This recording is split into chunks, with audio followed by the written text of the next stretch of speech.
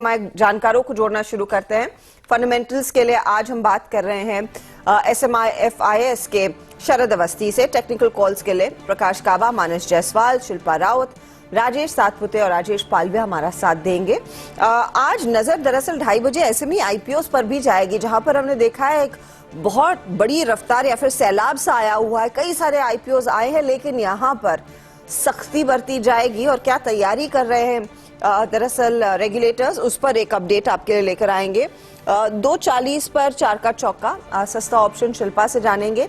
राजेश पालविया देंगे FNO का superstar. Rajesh Satpute आपको बताएंगे चार्ट का चमत्कार और मिड कैप फंडा के लिए शरद अवस्थी है। 2:50 पर मार्केट बिग वॉइस में हमारे साथ DR चोकसी, फिनसर्व के देवेंद्र चोकसी जुड़ने वाले हैं और फिर 3 बजे डीलिंग रूम का जायजा यतिन के साथ, फिर 3:10 के आसपास BTST या फिर STBT ट्रेड्स और ऑफ कोर्स क्लोजिंग की तैयारी।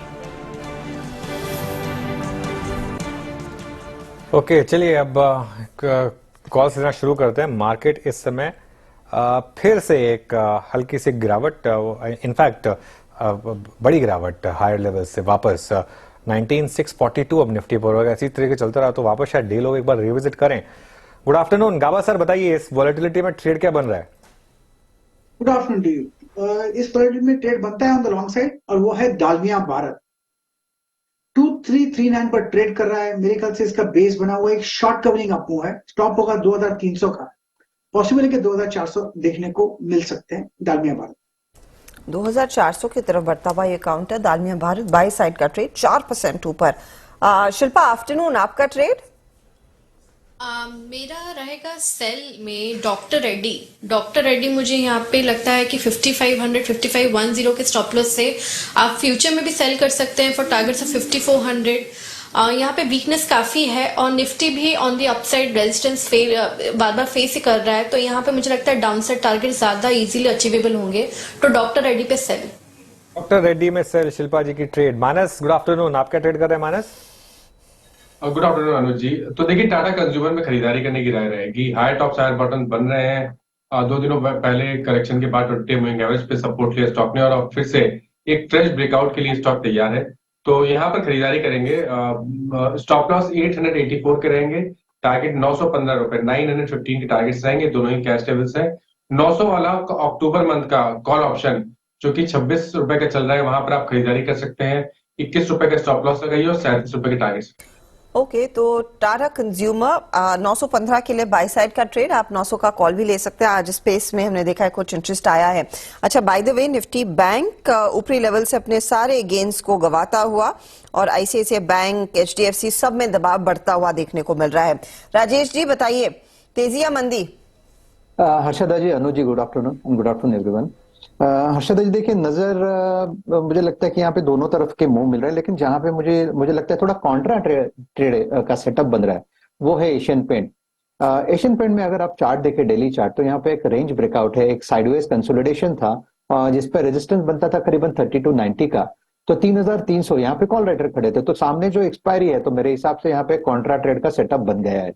तो यहाँ पे इसलिए मैंने एशियन पेंट में बाय दिया है। मेरा टारगेट रहेगा करीबन 3380 का, तो 3300 के ऊपर हम बाय करने की चेष्टा करेंगे और स्टॉप लॉस रहेगा 3275 का buy Asian paint. Buy Asian paints. Finally Rajesh ji से बाय निकला है, काफी समय से सेल कॉल्स ही आ रही थी। अच्छा, कुछ और स्टॉक्स देखते हैं, एक बार फिर शरद जी के पास चलते हैं। एक बार जरा ट्रेंड लेकर आइए। ट्रेंड में शानदार ट्रेंड है और उसका नाम ट्रेंड होना चाहिए था, इतना शानदार इसमें ट्रेंड है।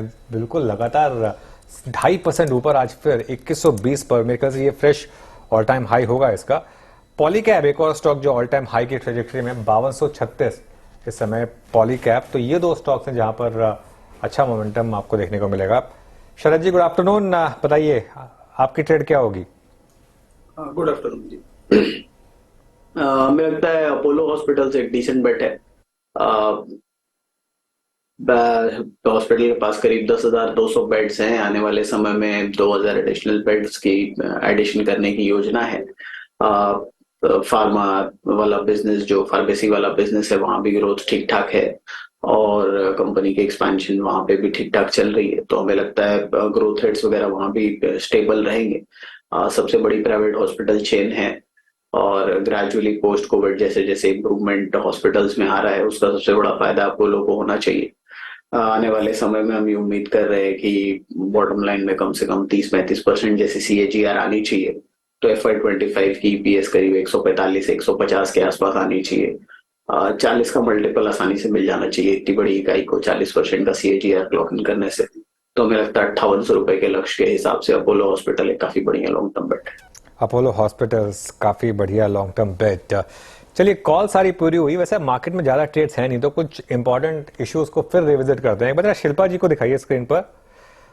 शिल्पा जी एक बात बताइए, अब ये ट्रेडिंग बढ़ेगी अगर, तो आपका क्या प्लान है? क्योंकि आपको तो F&O स्ट्रैटेजी आप इतनी निकालती रहती हैं, तो प्रेशर बढ़ेगा फिर इसका मतलब शाम को भी और ट्रेडिंग स्ट्रैटेजीज देने का? ये डेफिनेटली अनुज जी रहेगा यहाँ पे, बिकॉज ऐसा नहीं हो सकता कि वंस 3:30 में अगर ये एक सेशन ओवर होता है नेक्स्ट 6 to 9 जाएगा तो you will not see the market.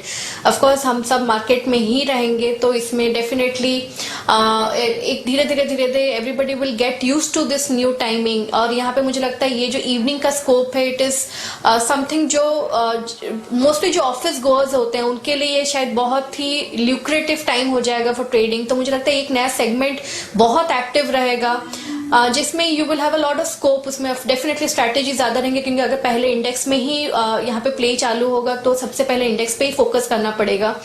तो yes, looking forward to it, interesting है। वैसे भी हम लोग ग्लोबल मार्केट्स विराट को देखते रहते हैं, तो ऐसा नहीं कि that we are off market, we are always in market. अभी इसमें will have more reasons to be in our market.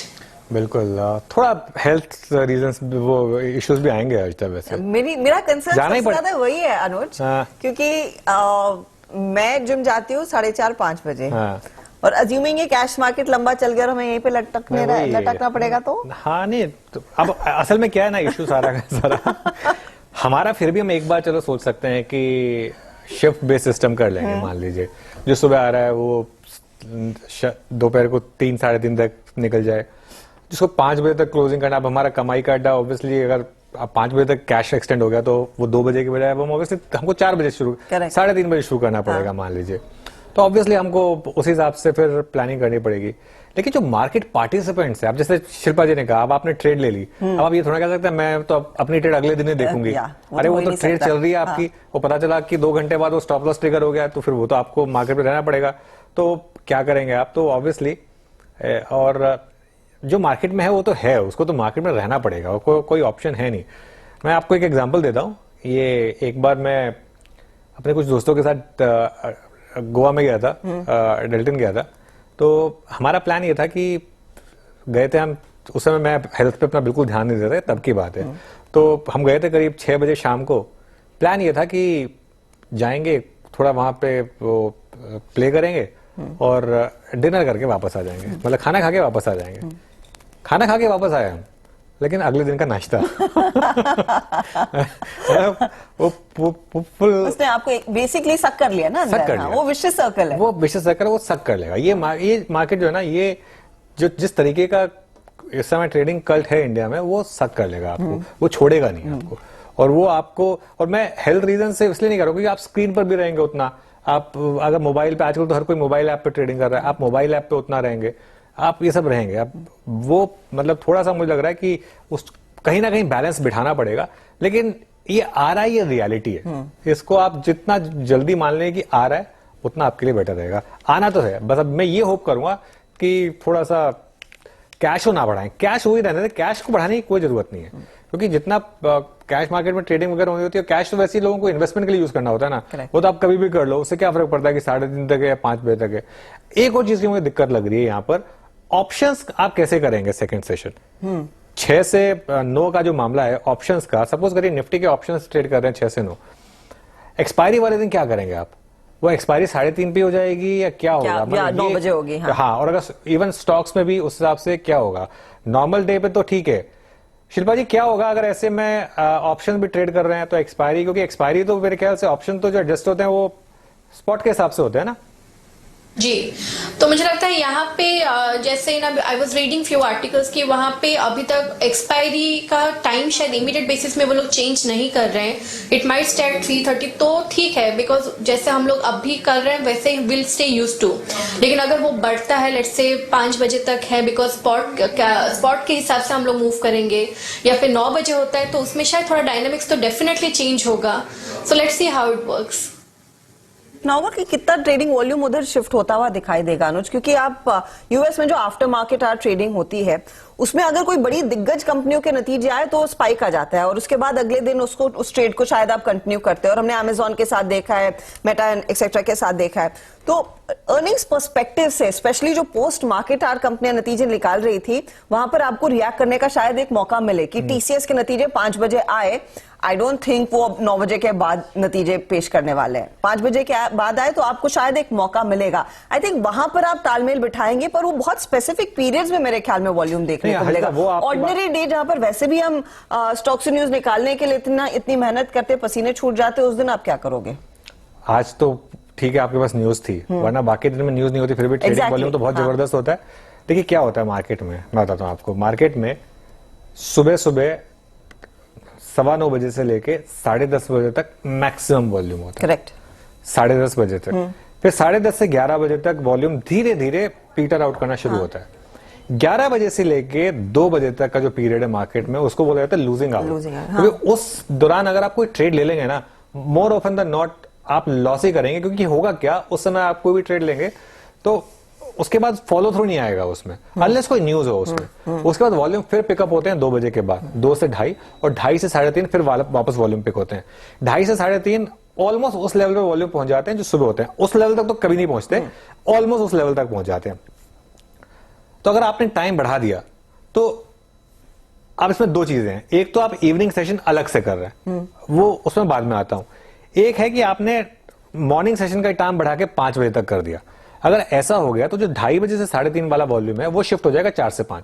बहुत सिंपल है वो. और वो जो मिडिल आवर्स हैं उसमें वॉल्यूम कम हो जाएंगे, ड्राई नहीं होंगे लेकिन कम हो जाएंगे, लेकिन फिर भी ओवरऑल बढ़ेंगे वॉल्यूम, इसमें कोई डाउट नहीं है. अगर 6 से 9 सिर्फ एक इंडिपेंडेंट सेशन है उसमें फिर काफी वॉल्यूम आएगा. क्योंकि उसमें वॉल्यूम इसलिए आएगा क्योंकि जो लोग 3:30 बजे अपनी पोजीशन ओपन छोड़ के गए हैं वो सबसे पहले आके उसको रिविजिट करेंगे, अपने स्टॉप लॉस से एडजस्ट करेंगे, सब कुछ करेंगे, वापस करेंगे, यूएस मार्केट देखेंगे, वो उस हिसाब से एडजस्ट करेंगे. प्लस 6 से 9 वाला जो सेशन है उसमें 8:45 बजे आप एक गैम्बल लेंगे. वो गैम्बल क्या होगा, 8:45 बजे आपके पास एक यूएस मार्केट की एक फर्म पिक्चर होगी कि इस समय यूएस मार्केट ये कर रही है. 2.5 घंटे हो चुके होंगे यूएस मार्केट ओपन हो गए, आपके पास तो आपके पास रफ ट्रेंड है. रफ ट्रेंड आपके पास. अब आप एक उसमें एक गैम्बल लेंगे कि इतना तो मार्केट ने पचा लिया, जो तब और अब सुबह आशीष दिखाते हैं ना, तो वो 9 बजे तक का आपके पास डेटा होगा. उसके बाद आप अगले दिन के लिए हिसाब लगाएंगे कि यहां पर कितना मार्केट पचा चुका है. टर्न हो गया तो आज और 2 घंटे के बाद ये नंबर आने, अगर ये नंबर खराब आ गया तो ये सब आप कैलकुलेशन लगाएंगे. वॉल्यूम तो 100% बढ़ने वाले हैं, इसमें कोई डाउट नहीं है. और सबसे ज्यादा फायदा इसमें एक्सचेंजेस को है. एक्सचेंजेस का फायदा बहुत ज्यादा है, ब्रोकरेज का फायदा नहीं है इसमें. ब्रोकरेज का नुकसान है. पूछिए क्यों? क्योंकि उनको 2 शिफ्ट लगानी पड़ेगी. तो जितना वो तो बढ़ेगा, जितना वो उसमें कमाएंगे उससे ज्यादा उनकी कॉस्ट बढ़ेगी. तो यहाँ पे अगर बेनिफिट किसी का है तो वो एक्सचेंजेस का है मोर देन एनी, और गवर्नमेंट का है. क्योंकि वो एसटीटी वगैरह वगैरह ज्यादा है, जितना ज्यादा है उतना गवर्नमेंट का फायदा होगा. चलिए आज के ट्रेड से फिर भटकते नहीं है, वापस आते हैं इस पर. एचडीएफसी बैंक आपकी स्क्रीन पर लेकर आएंगे क्योंकि ये अब हल्की सी नेगेटिव टेरिटरी में आ चुका है. 0.25 का नुकसान है 1529 के आसपास. तो यहां पर स्थिति फिर से बदलती हुई. मानस बताइए ट्रेड क्या लेंगे अब, क्योंकि एचडीएफसी बैंक ही नहीं, आप आईसीआईसीआई बैंक देखिए, वो भी डे हाई से एक अच्छा खासा कूल ऑफ इस समय दिखा रहा है. देखिए एचडीएफसी बैंक को तो बिल्कुल अभी अवॉइड करना है. मैं नहीं समझता कि कोई भी आज कोई जो पुल बैक देखने को मिला उसमें कोई मीनिंगफुल रिवर्सल के साइन थे. और जब तक 1560 के नीचे एचडीएफसी बैंक ट्रेड करता रहेगा, आई थिंक यहाँ पर आपको बिल्कुल अवॉइड ही करना और सेल एंड रैलीज की ही स्ट्रेटेजी यूज करनी है. आईसीआईसीआई बैंक इंटरेस्टिंग था एक्चुअली. आईसीआईसीआई बैंक ने आज अपने 100 डे मूविंग एवरेज के नीचे स्टॉक मॉर्निंग में गया और फिर से 100 डे मूविंग एवरेज को रीगेन कर लिया था. हालांकि मैं वेट कर रहा था कि अगर 965 के ऊपर निकलेगा तब खरीदारी करेंगे, क्योंकि वो एक ब्रेकआउट लेवल है. तो 965 के ऊपर नहीं गया, वहां प्रॉफिट बुकिंग देखने को मिली. बट यहाँ पर शॉर्ट करने की राय नहीं रहेगी मेरे हिसाब से. आईसीआईसीआई बैंक यहाँ पर एक बॉटम जरूर बना सकता है और शायद अगर 965 के ऊपर निकलेगा तब आप एक लॉन्ग ट्रेड लीजिए. 950 रुपए के स्टॉप लॉस से खरीदारी करिए उस केस में वापस आपको 985 तक के स्तर देखने को मिल सकते हैं। तो नजर तो आईसीआईसीआई बैंक पे रखनी है, एचडीएफसी बैंक अभी भी अवॉइड ही रहेगा। बिल्कुल अभी भी अवॉइड ही है आईसीआईसीआई बैंक का। एक बार जरा बलरामपुर चीनी रिविजिट करते हैं। आज सुबह सुबह ये स्टॉक हमने पिक किया और डिस्कस भी किया था सुबह सचिन के साथ। ये बैन से बाहर आया और सुबह सुबह इसमें मोमेंटम आया और अब देखिए ये स्टॉक आज इसमें खैर थोड़ी सी खबर भी पॉजिटिव आई। शरद जी कवरेज है क्या आपकी शुगर स्टॉक्स पर? नहीं, बहुत डिटेल में नहीं है। ओके, बहुत डिटेल में नहीं है। मानस टेक्निकली कैसा लग रहा है स्टॉक बलरामपुर चीनी का? देखिए एक वी शेप रिकवरी देखने को मिली है, क्योंकि जो गिरावट अभी 2 दिन पहले देखने को मिली थी वो भी सरप्राइज था, क्योंकि ऑलरेडी स्टॉक ने एक ब्रेकआउट दिया हुआ था चार्ट्स पे, लग रहा था कि शायद 460 465 की तरफ जाएगा। और आज की जो रिकवरी वो भी सरप्राइज है, क्योंकि जब कल क्लोजिंग लास्ट सेशन में क्लोजिंग देखने को मिली थी वो 20 डे मूविंग एवरेज के नीचे देखने को मिली थी। तो इतनी वोलेटिलिटी में आई थिंक यहाँ पर ट्रेड नहीं लेना चाहिए। अगर आपके पास लॉन्ग पोजीशन है तो आप 424 के स्टॉप लॉस से बने रह सकते हैं, लेकिन कोई राय नहीं रहेगी यहाँ पर ना बिकवाली की ना खरीदारी की। ओके, तो फिलहाल नो ट्रेड जोन में बलरामपुर चीनी, लेकिन क्लियरली शुगर प्राइसेस बढ़ने के खबरें ग्लोबल मार्केट से आती हुई दिखाई दी थी और वही फ्यूल कर रहा है इस पर्टिकुलर रैली को। अच्छा, एक दो और ट्रेड्स जहां पर एक इंटरेस्टिंग मूव बना है, एस्कॉर्ट्स कुबोटा। गावा साहब देखिएगा इसे 3.5% का इजाफा और पिछले आधे घंटे में दरअसल पोजीशंस और तेजी की जुड़ने लगी हैं। 3244 हो गया ये काउंटर। अब अगला पड़ाव क्या और ये स्टॉक अब यहां से आगे किस तरफ बढ़ेगा? देखिए बाय मोड पर तो है, लेकिन आज लेकर आज प्रॉफिट करना थोड़ा डिफिकल्ट लगता है मुझे, लेकिन आज लेकर कल और परसों प्रॉफिट कर सकते हैं। ट्रेड करें एस्कॉर्ट सर 3241 पर।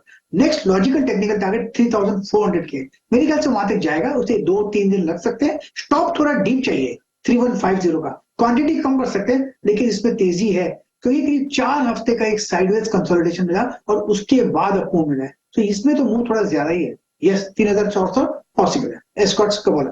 ये कुछ मैडनेस हो रही है यहाँ पर हर्षता, मतलब खैर मार्केट में कुछ भी आप वो नहीं कर सकते, लेकिन क्योंकि 2000 पर ओपन ऑफर आई थी मुझे याद है। हाँ। और 2000 पर ही ऐसा लग रहा था कि कहीं बहुत ज्यादा वो प्राइस है ओपन ऑफर का। और अब देखिए आप मतलब अगर आप ईपीएस के हिसाब से देखें तो अब ये 46 टाइम्स पर ट्रेड कर रहा है। 46 टाइम्स मतलब खैर बहुत ज्यादा हो गया। अब ऑब्वियसली इसमें एक चीज ये भी है कि इसमें फ्लोटिंग स्टॉक का भी थोड़ा सा इशू है, क्योंकि वो प्रमोटर्स को ओपन ऑफर में काफी माल मिला था कुबोटा को ओपन ऑफर में, तो ये प्रमोटर होल्डिंग काफी है यहाँ पर। और उसके अलावा अगर आप पब्लिक होल्डिंग देखें उसमें भी, तो उसमें मेरे ख्याल से काफी हद तक जो स्टॉक है वो स्ट्रॉन्ग हैंड्स में ही है। 8% करीब म्यूचुअल फंड्स के पास है, मेरे ख्याल से 5-5.5% एफआईआईज के पास है। और प्योर रिटेल जिसे हम कहते हैं, प्योर रिटेल सिर्फ 9% के करीब है, सिर्फ 9% के करीब प्योर रिटेल है, तो वो भी एक कारण हो सकता है। लेकिन यहाँ बहुत शानदार तेजी रही है पिछले कुछ दिनों में। एक बार शरद से पूछ लेते हैं। शरद, नॉर्मली हम एक अच्छे मॉनसून के दौरान देखते हैं स्कॉट्स में जमकर खरीदारी आती है, लेकिन अब की बारी वो मॉनसून के आंकड़े भी काफी फीके थे। आज शाम तक पता लग जाएगा कि ओवरऑल क्या स्टांस था मॉनसून का। जो मेट अपना ताजा डेटा शेयर करने वाला है, उसके बावजूद ये स्टॉक बढ़ा है। देखिए मॉनसून का तो लास्ट लेग मेरे हिसाब से शायद नेशनली जहाँ पे थोड़ा रेनफॉल स्कैंटी थी वहां पे कवर अप कर गया है। वो डेटा जब आता है तब देखेंगे, बट टिपिकली अब ये जो जैसे अनुज भी बोल रहे थे कि ये जो वैल्यूएशन पे ट्रेड कर जैसा रनअप नॉर्मल आया है, मेरे हिसाब से एस्कॉर्ट्स कुबोटा की डील अनाउंस होने के बाद ये स्टॉक वापस नीचे आ गया था और उसके पहले एक फैसिनेशन थी, अभी वापस वो फैसिनेशन अलग लेवल पे है। तो हो सकता है मार्केट में लिक्विडिटी वाले एंगल से भी कितनी फ्लोट अवेलेबल है उसकी वजह से मूवमेंट ज्यादा हो रही है, बट वैल्यूएशन के लिहाज से मुझे मैंने पहले भी बोला है, मुझे लगता है ये लगभग फुल्ली ओवर वैल्यूड स्टॉक है। 45-46 टाइम्स टीटीएम और मोस्ट प्रोबेबली 30-32 टाइम 2 ईयर या 2 ईयर फॉरवर्ड पे ट्रेड कर रहा है, जो मेरे हिसाब से काफी एक्सपेंसिव वैल्यूएशन है। बट मार्केट्स हैं, अब नॉर्मल बिहेवियर रह सकता है, बट आप अगर इन्वेस्टर हैं तो मेरे हिसाब से आपको यहाँ पे एग्जिट कर जाना चाहिए। ओके, इन्वेस्टर को थोड़ा सा एग्जिट कर लेना चाहिए। वैसे ध्यान रहे कि ये सिर्फ 100 रुपए दूर है या फिर उससे भी कम की दूरी अपने 52 वीक हाई के करीब जाता हुआ 3343 इफ आई रिमेंबर करेक्टली इसका 52 हफ्तों का हाई था। अच्छा, इस बीच राजेश पालविया जुड़ गए। पालविया साहब आफ्टरनून, ये लंबे ट्रेडिंग आवर्स के लिए तैयार है? गुड आफ्टरनून हर्षिता जी। तो लंबे ट्रेडिंग आवर्स के लिए तैयार तो रहना पड़ेगा। बीइंग ए ब्रोकिंग हाउस तो हमें तो बिल्कुल रिसर्च यहाँ से जनरेट करनी ही होगी, तो डबल शिफ्ट में काम करना पड़ेगा। तो ठीक है, अगर ब्रेक मिलेगा बीच में तो हो सकता है कि हम हाइब्रिड मोड में रहेंगे, सेकंड हाफ में वर्क फ्रॉम होम रहेगा। कंटिन्यूटी में ऑफिस में रह के इतना लंबा आवर्स पे काम करना थोड़ा सा डिफिकल्ट रहेगा, तो वो एक देखना होगा कि कैसा रहेगा, कंटिन्यूटी रहती है या बीच में कहीं ब्रेक मिलता है, किस तरीके से इम्प्लीमेंट होता है, वो एक इम्पोर्टेंट रहेगा हमें।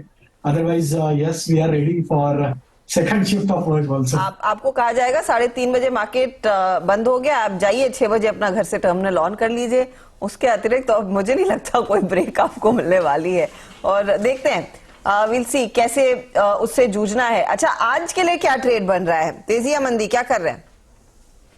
तो आशा जी, ट्रेंड पे फोकस है, काफी स्ट्रॉन्ग बाइंग एक्शन यहाँ पे बनते हुए दिख रहा है। स्टॉक ऑलमोस्ट अपने ऑल टाइम हाई ट्रेजेक्टरी पे ट्रेड कर रहा है। थ्रू आउट द सेशन एक अच्छा बाइंग इंटरेस्ट बना हुआ है, तो ट्रेंड पे यहाँ पे बाय करने की सलाह रहेगी। अपसाइड में हमें लगता है यहाँ पे स्टॉक में 2180 2200 तक की अपसाइड यहाँ पे आते हुए दिख सकती है। स्टॉप लॉस रखना होगा करीब 2095 के आसपास। ओके, चलिए, ट्रेंड यहाँ पर एक बाय कॉल इस समय। अब एक काम करते हैं, एक बहुत ही इंपॉर्टेंट स्टोरी पर नजर रखते हैं। रिटेल एसएमई सट्टेबाजी पर सेबी की नजर है। सूत्रों के मुताबिक एसएमई शेयरों में हेराफेरी पर सेबी शिकंजा कसने की तैयारी कर रहा है। इस मामले में एक्सचेंजों के साथ सेबी बातचीत कर रही है। एसएमई में क्या चल रहा है ये बताने के लिए हमारे साथ यतिन जुड़े हैं। Yatin, good afternoon. मैं अभी 3-4 दिन पहले किसी से बात कर रहा था, बता रहा था कि ये स्टॉक इतना भागा उतना भागा, और उन्होंने कहा ये सब भूल जाइए, असली गेम तो एसएमई में हो रहा है। बिल्कुल बिल्कुल। और देखिए, बहुत ज्यादा फ्रेंजी हो गई है एसएमई में, तो पहले स्टोरी को समझ लेते हैं। ये जो एसएमई प्लेटफॉर्म है, चाहे वो बीएससी का एसएमई प्लेटफॉर्म हो या एनएससी का इमर्ज प्लेटफॉर्म हो, हमने ये देखा है और ये ऑब्जर्व किया है, चाहे वो आईपीओ की लिस्टिंग हो, चाहे वो शेयर्स में ट्रेडिंग हो, बहुत ज्यादा रिटेल इंटरेस्ट यहाँ देखने को मिल रहा है। और क्योंकि ज्यादा रिटेल इंटरेस्ट यहाँ देखने को मिल रहा है, बहुत सारे लोग इंक्लूडिंग मार्केट ऑपरेटर्स और मार्केट मेकर्स जो है शेयर को मैनिपुलेट करते हुए पाए गए। बहुत सारी शिकायतें रेगुलेटर्स के पास गई हैं, क्योंकि एसएमई एक ऐसा सेगमेंट है जहां कंप्लायंस बहुत कम होता है, रेगुलेटरी शिकंजा इतना नहीं होता है, मार्केट कैप छोटी होती है, इक्विटी छोटी होती है, जिसके कारण मैनिपुलेशन के चांसेस यहां बढ़ जाते हैं। और इसी को देखते हुए और इसी को मद्देनजर रखते हुए जो है सेबी ने एक्सचेंजेस को कंसल्ट किया है। और हमारे जो सूत्रों से जानकारी हमको मिल रही है कि एएसएम और T2T जैसा फ्रेमवर्क जो आपको मेन बोर्ड पे देखने को मिलता है, चाहे वो एनएससी हो बीएससी हो, अब ये एसएमई पे लागू पड़ जाएगा। अगर आपको ध्यान है तो इस प्रकार का कोई भी टाइप का जो फ्रेमवर्क है अभी एसएमईज पे नहीं लागू किया गया है, जिसके कारण शेयर्स जब एक पर्टिकुलर रेंज के बाहर भाग जाते हैं तो इन पे कोई टाइप की सर्किट लिमिट या कोई टाइप का सर्वेलेंस नहीं होता, कोई टाइप का एडिशनल मार्जिन रिक्वायरमेंट नहीं होता। तो क्लियरली सेबी ने अब ये अपनी कमर कस ली है, रिटेल इन्वेस्टर्स के इंटरेस्ट के अंदर है ये चीज, और बहुत जल्द आप देखेंगे ये बहुत ही औपचारिकता जो है एकदम फॉर्मेलिटी के लिए है केवल, बस किसी भी वक्त आपको जो है सेबी और एक्सचेंजेस T2T और एएसएम फ्रेमवर्क जो है लागू करते हुए दिखाई पड़ेंगे एसएमई प्लेटफॉर्म्स पे भी। ओके, यदि इस पे एक और सवाल ये भी था ना कि एसएमई पे जो आईपीओ आते हैं शायद उसके लिए सेबी की रिक्वायरमेंट भी नहीं होती है, वो सिर्फ एक्सचेंजेस एक्सचेंजेस अप्रूव करते हैं, सेबी में आरएच पे आपको नहीं भेजना पड़ता। और पिछले दिनों की अगर हम बात करें तो अभी जो एक रीसेंट आईपीओ आया श्रीवारी स्पाइसेस, 9 करोड़ का आईपीओ था, इसका ओवर सब्सक्रिप्शन हो गया 450 टाइम, यानी 9 करोड़ के आईपीओ के लिए 2700 करोड़ की बोली आई।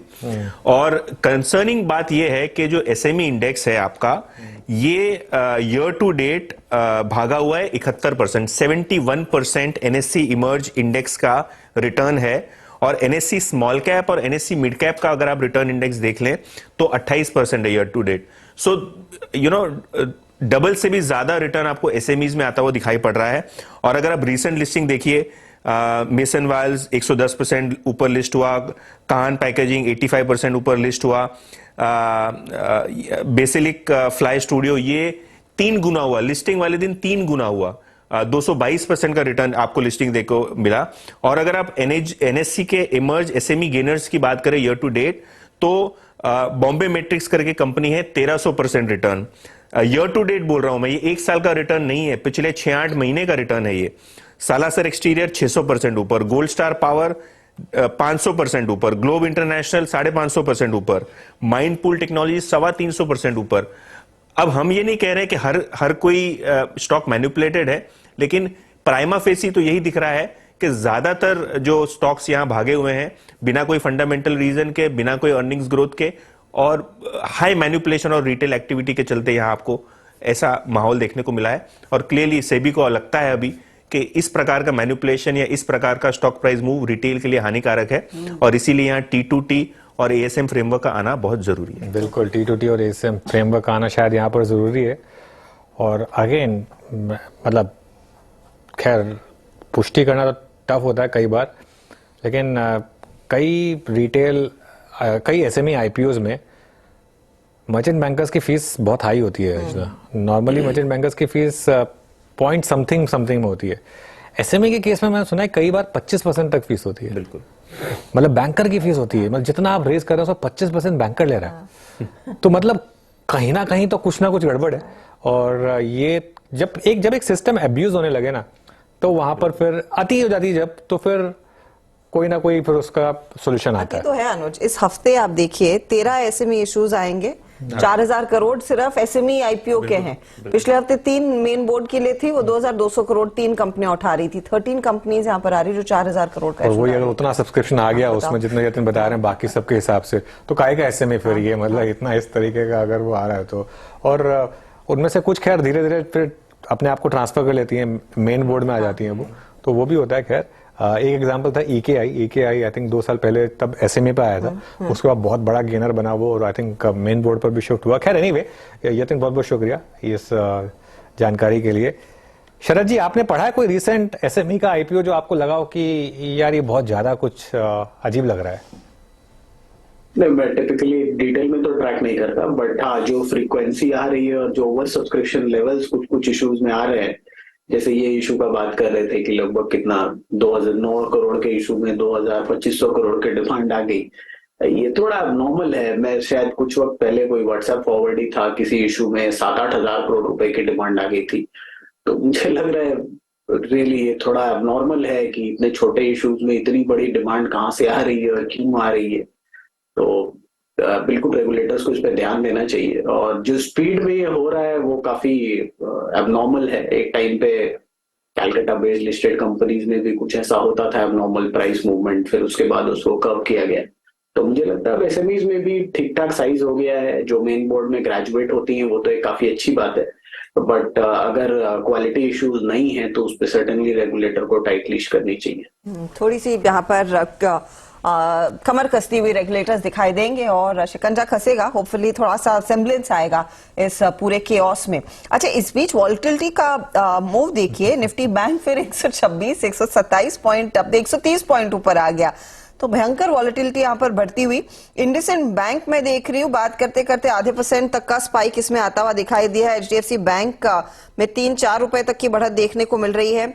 ICICI भी हाँ, जो आधे % का प्रेशर आ रहा था वो पूरा अब्सॉर्ब हो गया, 950 के आसपास ट्रेड होता हुआ। इवन जो मिड कैप था हर्षदा, एक बार मिड कैप इंडेक्स वापस देखिए, और वो वाली जो 9100 कॉल है, वापस वहां पर एक गेम हुआ, फिर 15 मिनट में 5 रुपए से बढ़कर वो 30 रुपए पर आ गई। तो ये आज काफी मतलब फन एंड गेम्स रहे। Mid cap index in fact high पर आ गया है, निफ्टी मिड कैप सेलेक्ट है ये अब डे हाई पर आ गया है। तो यहाँ पर भी काफी मूव्स रहे हैं आज तो बहुत, और वॉल्यूम्स काफी ज्यादा हैं आज, F&O वॉल्यूम्स बहुत ज्यादा हैं आज एक्चुअली। तो बेसिकली एक्सपायरी की तरफ की तैयारी होती हुई दिखाई दे रही है। अच्छा, प्रोड्यूसर साहब कह रहे हैं 4 का चौका का वक्त है, तो उस तरफ बढ़ते हैं। शिल्पा जी, आपने तैयार कर लिया होगा सस्ता ऑप्शन? जी बिल्कुल हर्षदा जी, मेरा सस्ता ऑप्शन रहेगा अक्टूबर सीरीज में। अक्टूबर सीरीज में मुझे यहाँ पे ग्रासिम अच्छा लग रहा है क्योंकि थोड़ा लिक्विडिटी का है प्रॉब्लम अभी के लिए। तो 2000 का जो कॉल ऑप्शन है वो ठीक ठाक है, उसमें आप पार्टिसिपेट कर सकते हैं। रफली अभी 36-37 रुपीज में ट्रेड कर रहा है।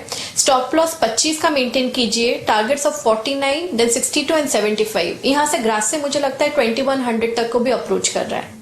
ओके शिल्पा जी, अज्यूमिंग ये अक्टूबर की कॉल बता रहे होंगे आप? जी बिल्कुल, अक्टूबर सीरीज। अक्टूबर की कॉल, बिकॉज सितंबर में तो खैर अब आप ट्रेड ना ही लें तो बेटर रहेगा। हालांकि आई थिंक कल या परसों के बाद तो ब्रोकर आपको लेने भी नहीं देंगे, लेकिन अक्टूबर के कॉल ऑप्शंस में ट्रेड करना है आपको। F&O सुपरस्टार के लिए राजेश जी के पास चलते हैं। राजेश पारवे जी, बताइए। तो अनुज जी, LIC हाउसिंग फाइनेंस हमें यहाँ पे अट्रैक्टिव लग रहा है। शॉर्ट कवरिंग का मूव आज बनते हुए दिख रहा है। स्टॉक देखे तो सीरीज के अंतिम पड़ाव में सीरीज के हाई पॉइंट की तरफ ही बढ़ते हुए दिख रहा है। एक फ्लैग फॉर्मेशन का भी यहाँ पे पैटर्न बनते हुए दिख रहा है। हमें लगता है ये स्टॉक में एक अच्छा मोमेंटम एक्सटेंड होते हुए दिखेगा towards expiry. LIC housing finance के हम टारगेट प्रोजेक्ट कर रहे हैं, यहाँ पे आना चाहिए 478 485 की तरफ। स्टॉप लॉस रखेंगे करीब 460 का। LIC हाउसिंग में एक तेजी का ट्रेड 485 की तरफ बढ़ रहा है काउंटर। राजेश सातपुते, बताइए आपका चार्ट का चमत्कार। हर्षद जी, मेरी नजर थी DLF पे, DLF गोदरेज प्रॉपर्टीज, यहाँ पे एक अच्छा स्पॉट आया, तो मैं इसको एक थोड़ा सा ट्रेड करना चाहूंगा। तो उस लिहाज से अगर आप देखें तो DLF में जो स्पॉट आया with rise in volume and open interest यहाँ पे बढ़ा है, तो कहीं ना कहीं लगता है कि कुछ ना कुछ यहाँ पे थोड़ा सा मोमेंटम मिलेगा।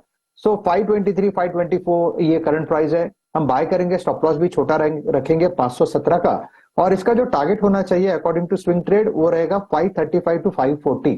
सो DLF is a buy. Okay, DLF is a buy. चलिए शरद जी, मिड कैप फंडा।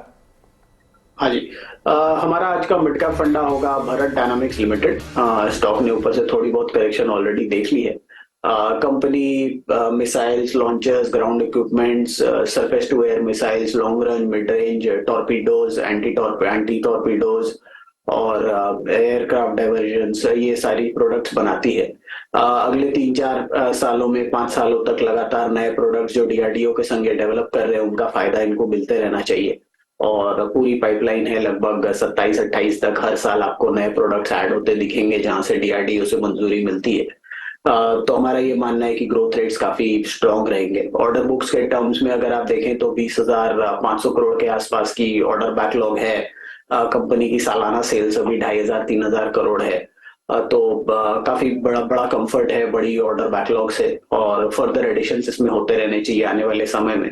तो हमें लगता है अगले 2-3 साल आसानी से कंपनी बहुत रैपिडली ग्रो करेगी, और जब ये एडिशनल जो बूस्ट हैं ये भी प्ले आउट करते हैं तो काफी फायदेमंद होगा। डेट फ्री कंपनी है, लगभग 4,000 करोड़ के आसपास कैश भी है बुक्स में। आज 17,000 करोड़ के मार्केट कैप में लगभग 25% वैल्यू तो कैश ही है, जो कैश बुक्स में है वो। और उसके अलावा कंपनी सालाना 350 से 400 करोड़ का additional free cash flow generate करती है। 100 करोड़ के आसपास की उनकी कैपेक्स और वर्किंग कैपिटल रिक्वायरमेंट है, तो और डेट की भी कोई जरूरत पड़ेगी नहीं, तो लगभग डेट फ्री रहना चाहिए स्टेटस। तो हमें लगता है आगे चल के ग्रोथ अपॉर्चुनिटीज काफी बड़ी हैं। 20,500 करोड़ में से शायद 2,500 करोड़ के आसपास एक्सपोर्ट ऑर्डर्स भी हैं। हमें लगता है एक्सपोर्ट भी एक बहुत बड़ी अपॉर्चुनिटी इनके लिए आगे आने वाले समय में निकल के आएगी। तो हमारा ये मानना है कि इस साल अर्निंग 20 रुपए के आसपास है।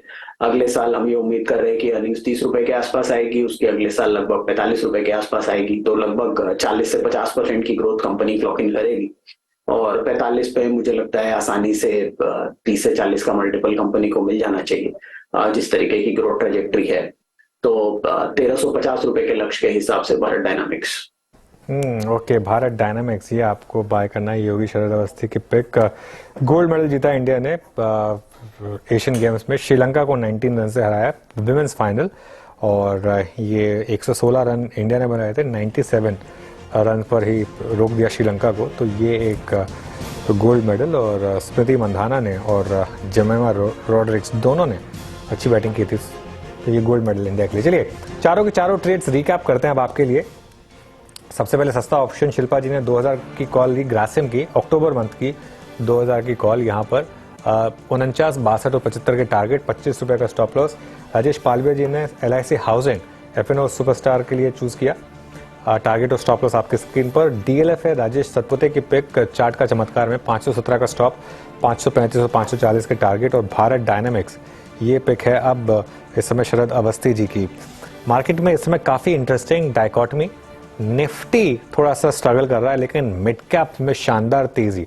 मिड कैप इंडेक्स अब 0.6% ऊपर, और मिड कैप सेलेक्ट अब करीब करीब 1% से ज्यादा ऊपर, 1.1% मिड कैप सेलेक्ट इंडेक्स ऊपर है इस समय।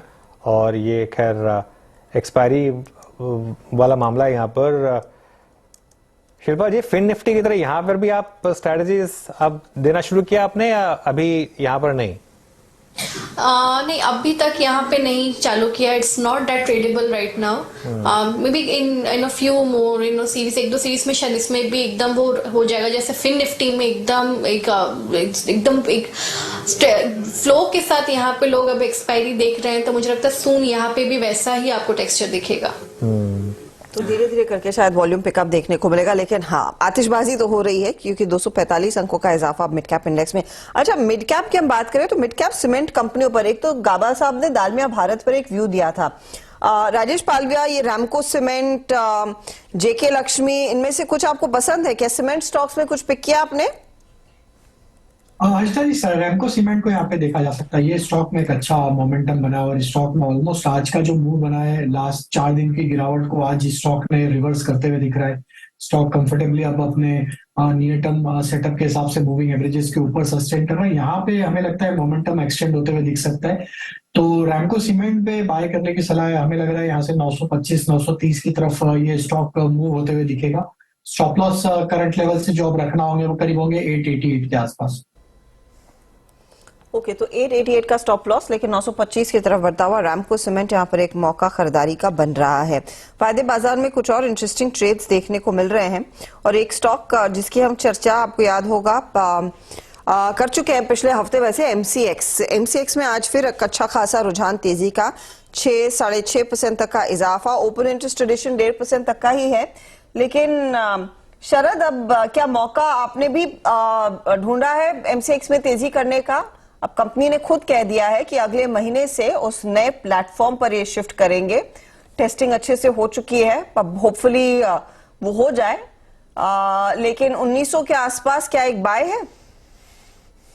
मुझे लगता है ये जो पॉजिटिव न्यूज है ये लार्जली फैक्टर्ड इन है, जो प्लेटफॉर्म शिफ्ट होगा इनका। तो अभी 1900 रुपए में लगभग जो वैल्यूएशंस पे आ गया है, फॉरवर्ड मल्टीपल्स पे भी जो ऑप्टिमम नए प्रोडक्ट्स वगैरह लॉन्च करने के बाद भी हम लोग जो टारगेट प्राइस एसरटेन कर रहे थे वो 1850 के आसपास था। तो मुझे लगता है ये वैल्यूएशन पे बहुत ज्यादा अपसाइड इसमें बचती नहीं है और ज्यादातर positive news most probably factored इन है। तो यहाँ से और ज्यादा अपसाइड मुझे थोड़ी मुश्किल लगती है एमसीएक्स में। थोड़ी सी मुश्किल लगती है एमसीएक्स में अपसाइड। अच्छा, एक बार जरा आप गोदरेज प्रॉपर्टीज लेकर आइए। आज सुबह सुबह गोदरेज प्रॉपर्टीज भी डिस्कस किया था, उसके ऑप्शंस के आंकड़ों में जो 1560 की कॉल थी उसमें मैसिव बिल्डअप था और सुबह सुबह, और अब देखिए ये स्टॉक डे हाई पर इस समय ट्रेड करता हुआ, डे हाई के काफी करीब यहाँ पर। राजेश सतपुते जी, कोई व्यू गोदरेज प्रॉपर्टीज पर? सुबह हमने डिस्कशन किया था स्टॉक पर। बिल्कुल बिल्कुल। और देखिए अनुज जी, मुझे लगता है कि यहाँ पे जिस तरह से यहाँ पे पैटर्न पैन आउट हो रहा है, इनफैक्ट ये जो रनिंग करेक्शन था it has landed exactly on it's 100 DMA और वहीं से ये पलटा है। अगर आप कैंडलस्टिक की बात करें तो it's a bullish engulfing with a rise in volume and gain in open interest. तो इंडिकेशन यही देता है कि यहाँ पे बॉटम लग गया और यहाँ पे बाय करना चाहिए। तो देखिए यहाँ पे सप्लाई कहाँ है, देखिए 1620 के आसपास एक स्लाइट यहाँ पे हर्डल है, लेकिन चार्ट देख के लगता है कि वो निकल जाएगा और इवेंचुअली ये 1700 की तरफ फिर से भागेगा। तो ये हाई बीटा काउंटर है तो डेफिनेटली बाय करे, लेकिन स्ट्रिक्ट स्टॉप लॉस के साथ। तो स्टॉप लॉस रखे 1580 का, 1580 का, लॉन्ग करे 1620 के बाद आप स्टॉप लॉस को ट्रेल करें and continue your trade for the target of 1700 plus.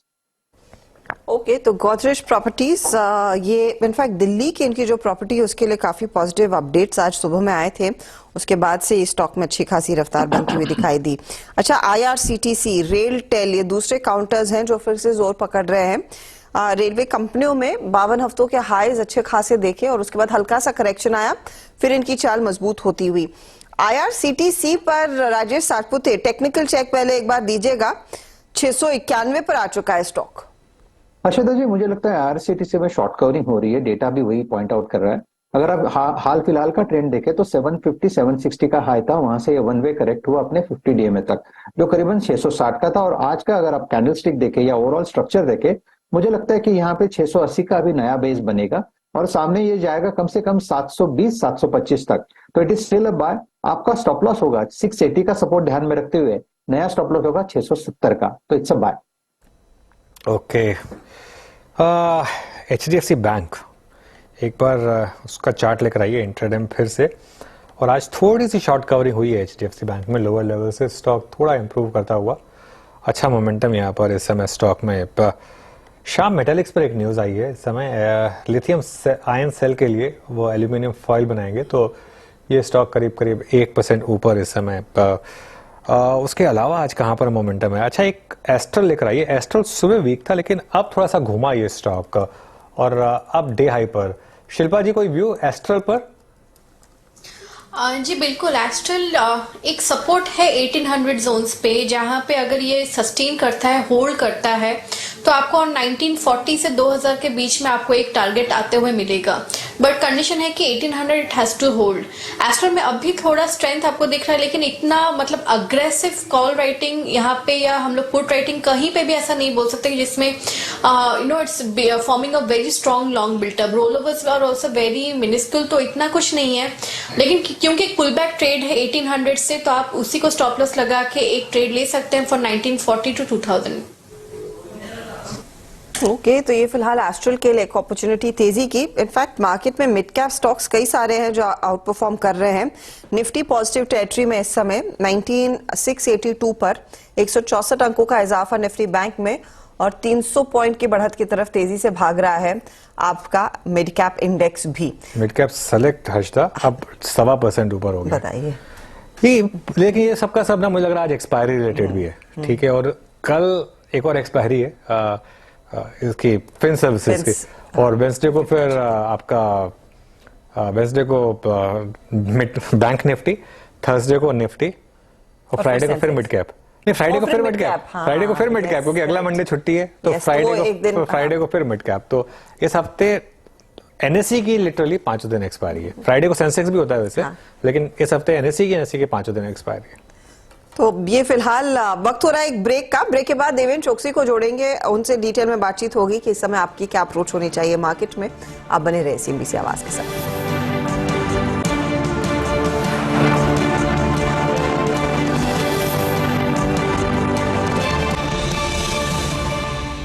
अच्छा, एक गलती मुझसे हर्षदा हो गई थी इस बार।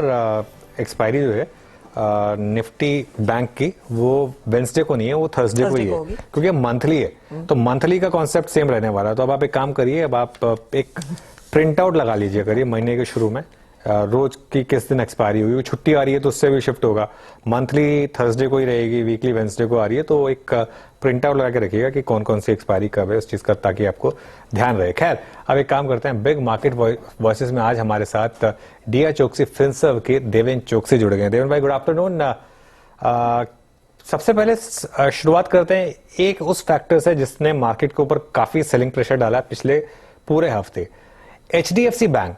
आपका क्या व्यू रहा वो एनालिस्ट मीट के बाद, और क्या इस गिरावट में खरीदारी बनती है या अभी कुछ टाइम के लिए छोड़ दिया जाए इसको? या अनुज, good afternoon.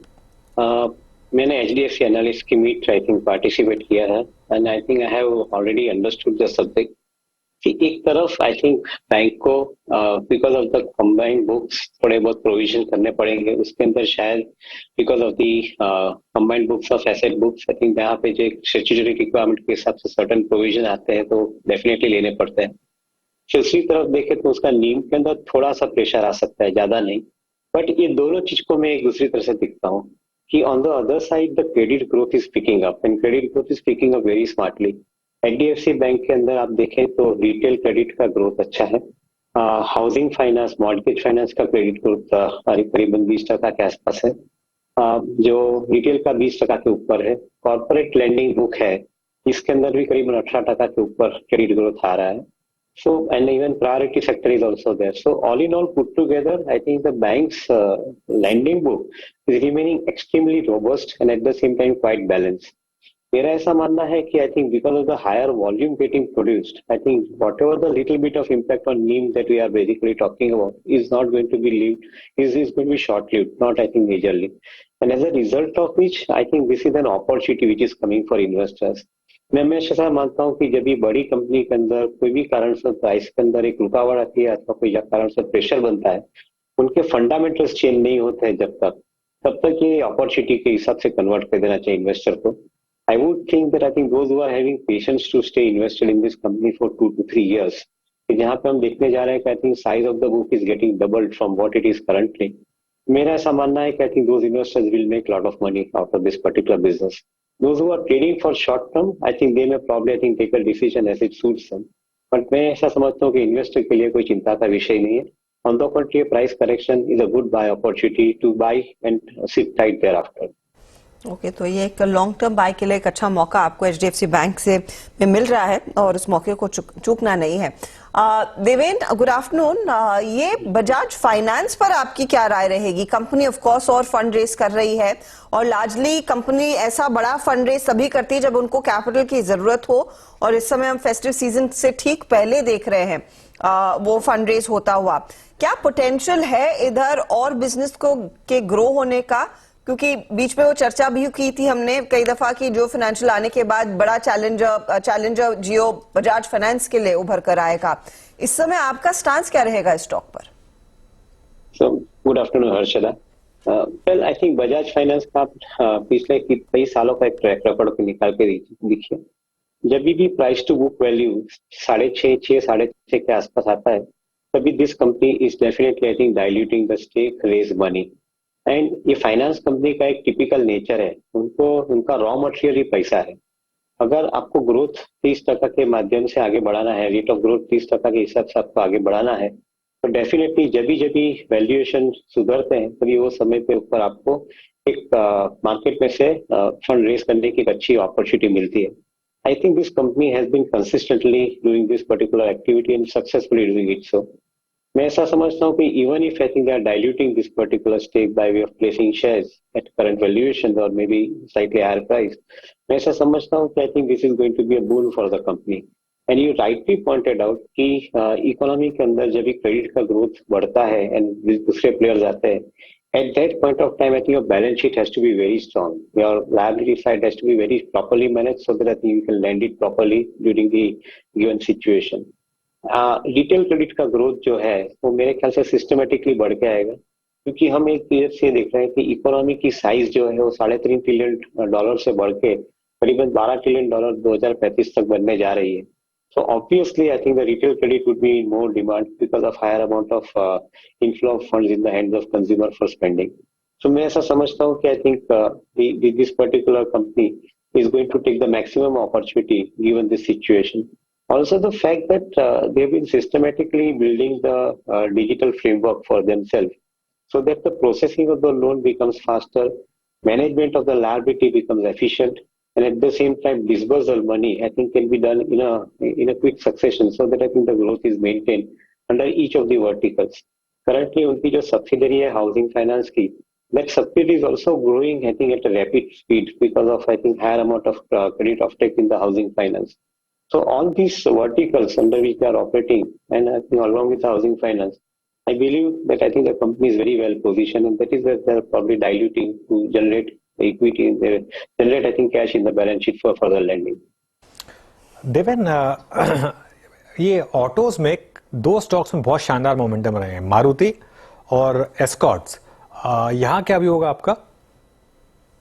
So Anuj, I think Maruti के जो नंबर्स आ रहे हैं मंथ फॉर मंथ के, और जो फेस्टिव सीजन की जो डिमांड जो उभर के आ रही है, आई थिंक मैं ऐसा समझता हूँ कि मारुति के लिए आई थिंक ये साल बहुत बढ़िया जा रहा है। May be second half of the financial year के अंदर एटलीस्ट फेस्टिव सीजन नवंबर दिसंबर तक का पीरियड के लिए जो डिमांड का सिनेरियो बना है, that remains absolutely convincing and very bullish.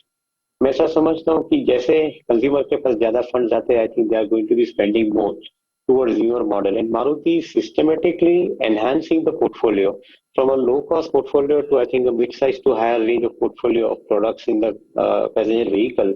I think the company is very well positioned. So maybe at current price has already appreciated, so ज्यादा headroom शायद कम हो सकता है इसके अंदर, but maybe कोई कारण से मार्केट में कोई दबाव आता है, प्राइस करेक्शन आता है, so I think this company remains relatively I think more safe to buy into because of the position that it has created in the market.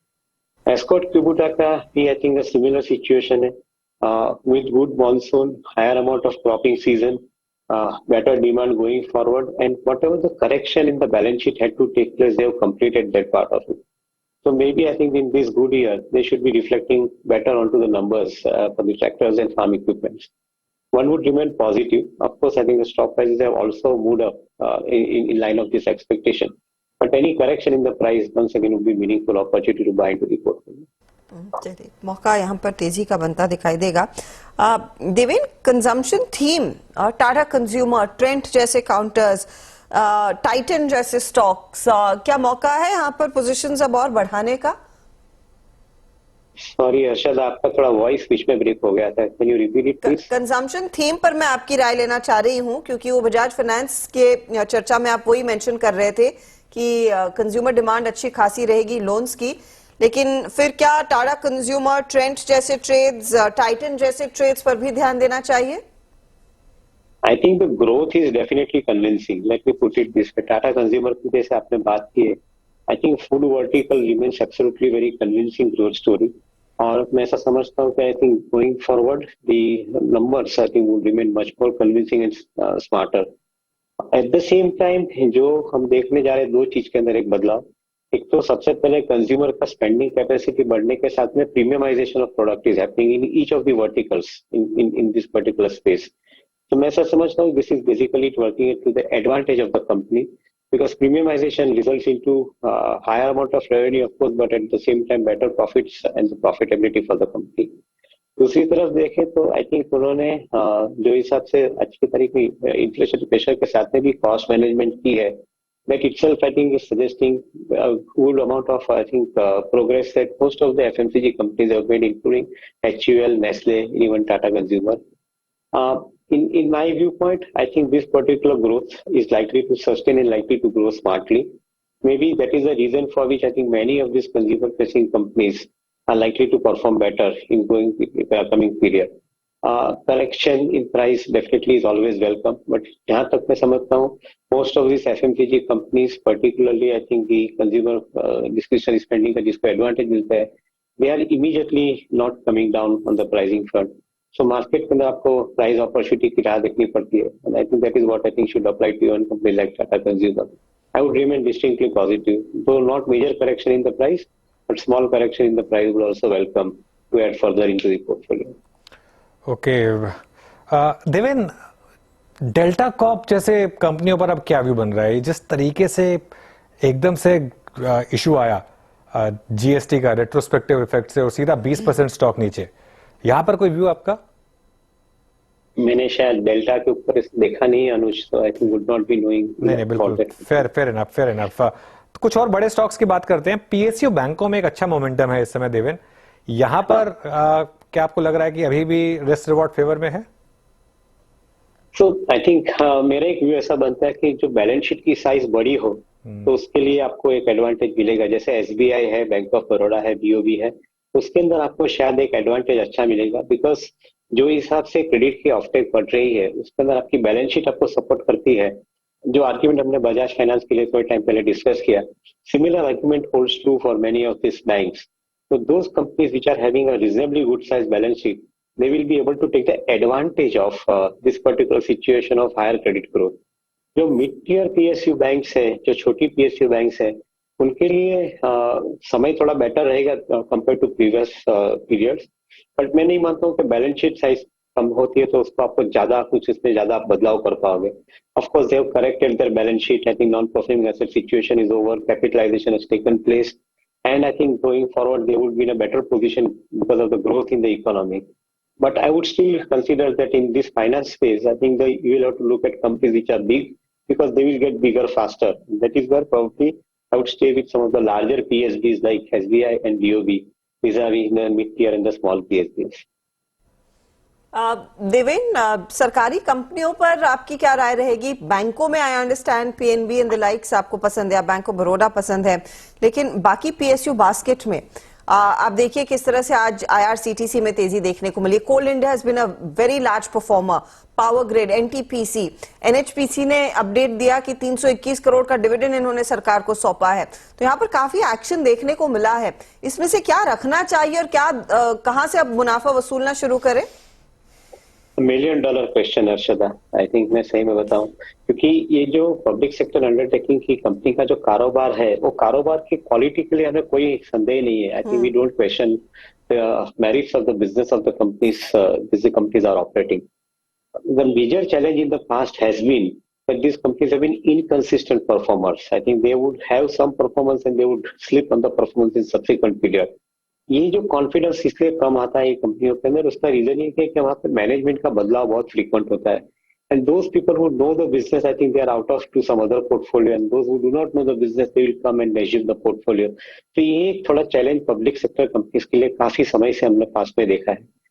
एक चीज के ऊपर डेफिनेटली गवर्नमेंट को हम क्रेडिट देना चाहेंगे कि certainly they have tried to maintain the consistency in each and every public sector undertaking of late, and that is what is inspiring some more confidence.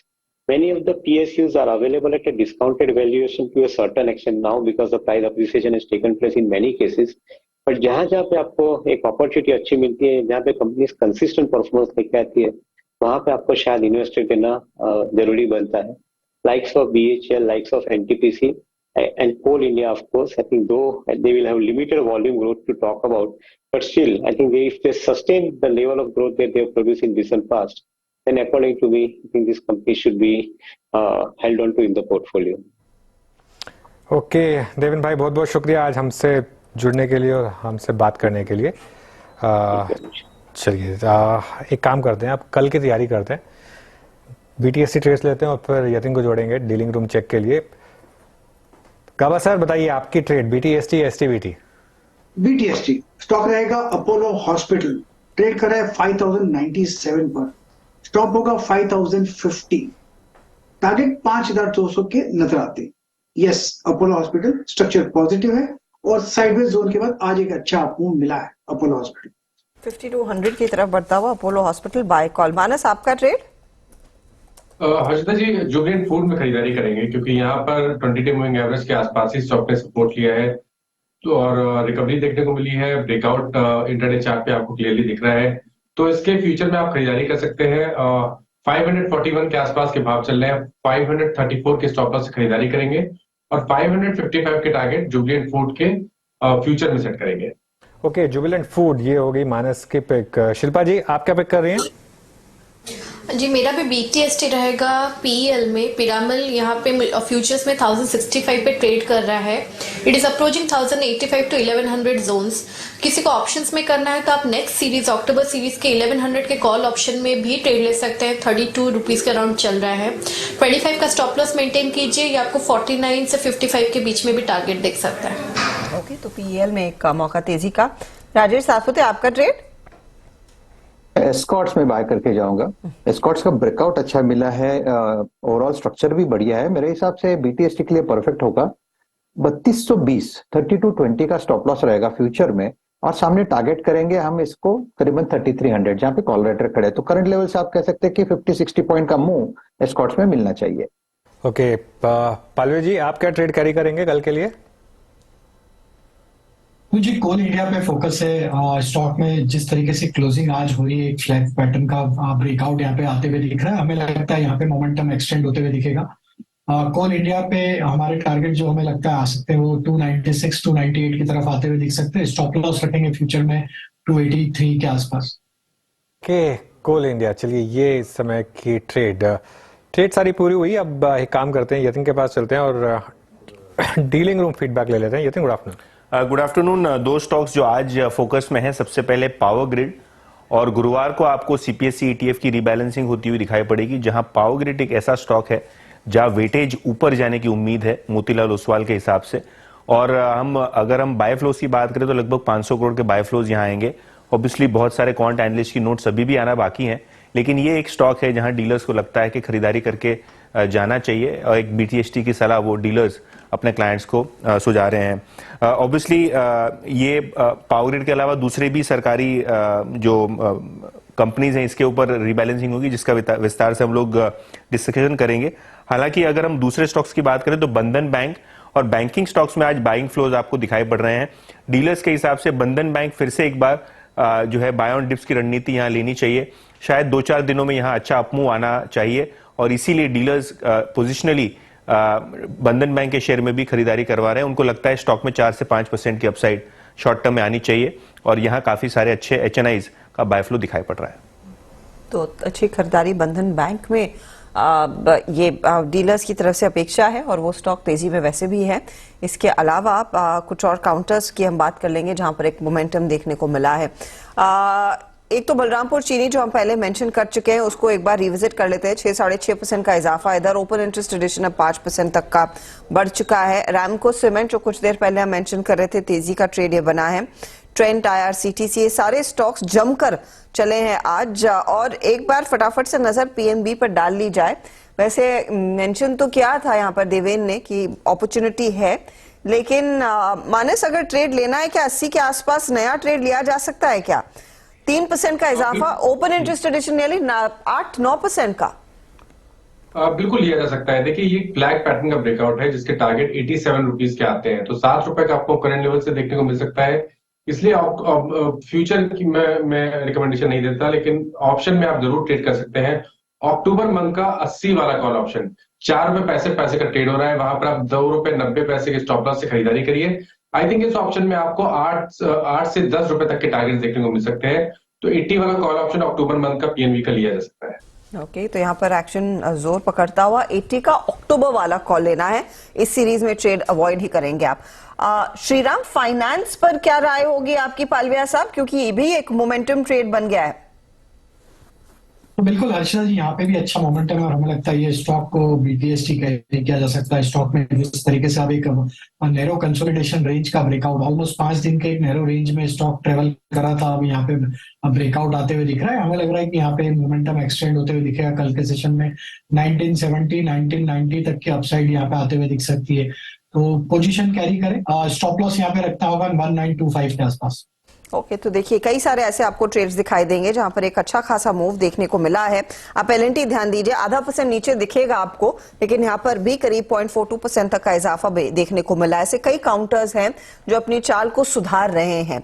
और ध्यान दीजिए निफ्टी बैंक डे लो से करीब 400 पॉइंट की recovery पर close होने की तैयारी में। 44,400 निचला स्तर था, वहां से हमने एक अच्छा खासा दायरा तय किया है।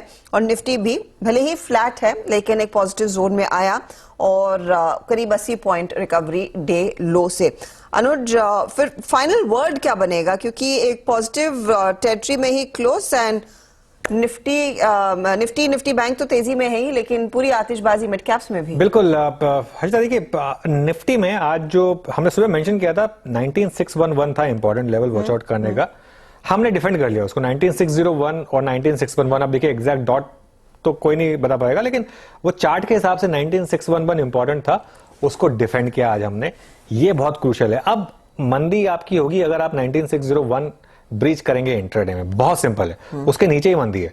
और अगर आप एक अग्रेसिव ट्रेडर हैं तो आप अगर लॉन्ग कैरी कर रहे हैं तो उसमें ये आपका स्टॉप लॉस होगा 19601 का। आई थिंक बैंक निफ्टी ज्यादा इंटरेस्टिंग था, क्योंकि बैंक निफ्टी में जो हमारा फर्स्ट सपोर्ट लेवल मेंशन था सुबह 44409 था हमारा बैंक निफ्टी का फर्स्ट लेवल, और आज का लो था 44401। एग्जैक्टली वो चार्ट लेवल बैंक निफ्टी ने डिफेंड किया, ये बहुत पॉजिटिव है। तो निफ्टी के लिए 19601 और बैंक निफ्टी के लिए 44400, दोनों ने पहले सपोर्ट जोन ब्यूटीफुली डिफेंड किए। अब नॉर्मली पहला सपोर्ट जो होता है, जो बड़ा सपोर्ट होता है, वो पहले टेस्ट पे डिफेंड होता है, तो इसके लिए पहला टेस्ट डिफेंड हो गया। अगर ये लेवल दूसरी बार टेस्ट होगा कल परसों या उसके बाद, तब नहीं बचेगा। अगर तब ऐसा हुआ तो फिर हम 19550 पर निफ्टी में और 44000 बैंक निफ्टी में जाएंगे। लेकिन अभी के लिए ये मानना होगा कि एक बार के लिए लेवल डिफेंड हो गया। मिड कैप में ज्यादा तेजी थी, ऑब्वियसली एक्सपायरी थी जो भी था, लेकिन मिड कैप में जो आज रैली आई है उससे थोड़ा कॉन्फिडेंस वापस आया होगा। काफी जरूरत थी इस तरीके के सेशन की जिसमें मिड कैप अच्छा करे। क्लोज खराब नहीं है, क्लोज अच्छी है मैं कहूंगा। और अग्रेसिव ट्रेडर जो है अब आज के लो के हिसाब से चाहे तो एक ट्रेड अप्रोच करें, लेकिन मीडियम टर्म में, मतलब एक्सपायरी के हिसाब से, अगले हफ्ते की एक्सपायरी के हिसाब से अभी भी टेक्सचर जो है वो ब्रॉडर टेक्सचर अभी भी सेल ऑन रैली का ही है। जब तक आप 19800 क्रॉस करके उसके ऊपर बंद नहीं होते निफ्टी पर, तब तक वो टेक्सचर चेंज नहीं होगा। तो इस चीज का भी ध्यान रखें। अगले 3-4 दिन तक अगर आप दोनों साइड के ट्रेड ले सकते हैं, अच्छी बात है। ट्रेंडिंग ट्रेड शायद आपको अगले 3-4 दिन ना मिले कोई। अभी भी दिल्ली दूर है, क्योंकि 19800 तो दूर ही नजर आ रहा है। चलिए, मोमेंटम के लिहाज से आखिरी 10-15 मिनटों में कुछ और ट्रेड जो जोर पकड़ चुके हैं। स्टील कंपनियां एक बार देख लीजिएगा, JSW, टाटा स्टील जैसे काउंटर्स आधे % के गेन्स है, लेकिन थोड़ी बहुत हरकत तो आई ही है। राजेश सातपुते, इनमें से कुछ जो आप कैरी करने के फेवर में है या फिर अवॉइड करें? आई थिंक मैं फिलहाल अवॉइड करूंगा। मेटल्स में अभी तक बेस का साइन नहीं मिला है। हाँ, अपने अपने सपोर्ट्स के नजदीक तो आए हैं। मैंने सेल की बात करूं या हिंडाल्को की बात करूं, लेकिन वो सस्टेन नहीं हो रहे, यानी सपोर्ट को तोड़ रहे हैं। तो 50 डे में, यानी हम लोग जनरली जो देखते हैं कि 20 डे में का सपोर्ट लिया तो फिर वो पकड़ेगा कि नहीं, तो वो नहीं पकड़ रहा है। तो वहां पे कहीं लगता है कि ये 50 डे में तक और फिस लेंगे। तो फिलहाल तो मैं वेट करूंगा। लेकिन जो कि हम बात करें हर्षदा जी, एक काउंटर जो है वो थोड़ा रडार पे आया है, और वो है एसआरएफ।